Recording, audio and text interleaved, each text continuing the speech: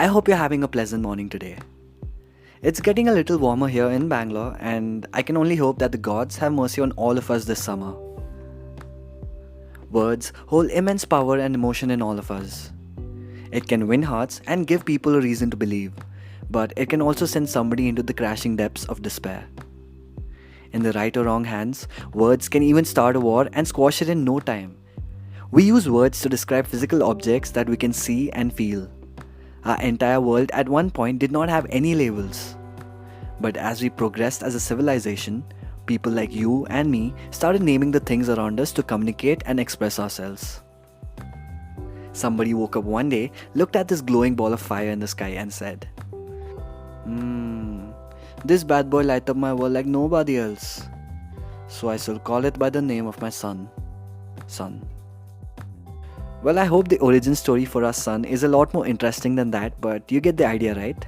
A random sound that one person could have made could have also started a simple language that went across hundreds of permutations.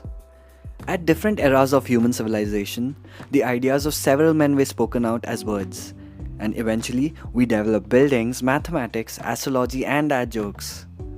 Now that is some pretty powerful stuff, right? Everything was brought to life because of the power of words. Your words have the power to change you and the things around you.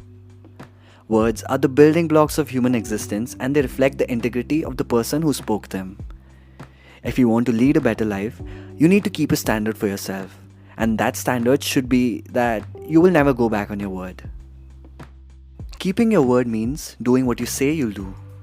It's agreeing to follow through the commitment that you have decided for yourself or to others. Think of it as a verbal treaty between two people.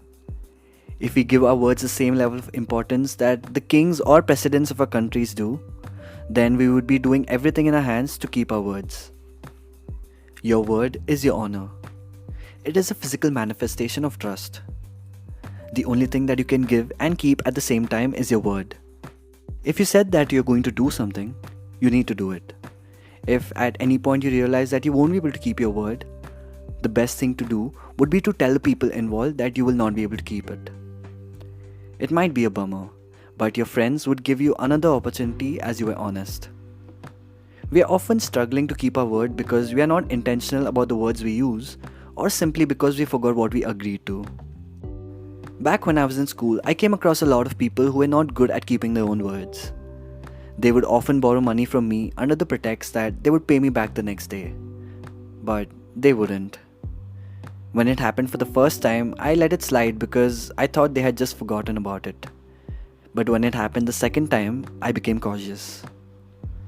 And this made it easier for me to rule them out in the council elections that happened in school because they are not keepers of their own words.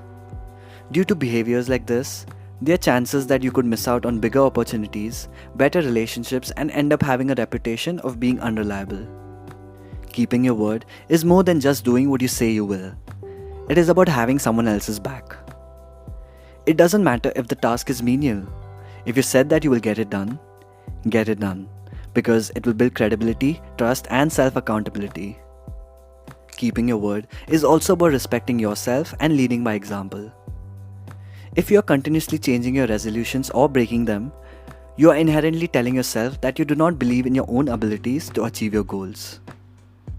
Your unconscious mind would whisper back to yourself, The fact is, keeping promises shows respect, and you start considering yourself as important as others.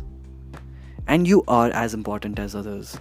It's not about becoming so self-important that you abandon others, but it's about balance. When I was younger, I grew up watching this Japanese anime called Naruto, which greatly influenced the way I think. And the protagonist of the show, Naruto, pretty obvious, right? So he always says this one dialogue which has stayed with me forever. I will never go back on my word. That is my ninja way. This dialogue has impacted me so deeply that it's always pushed me to live up to my words.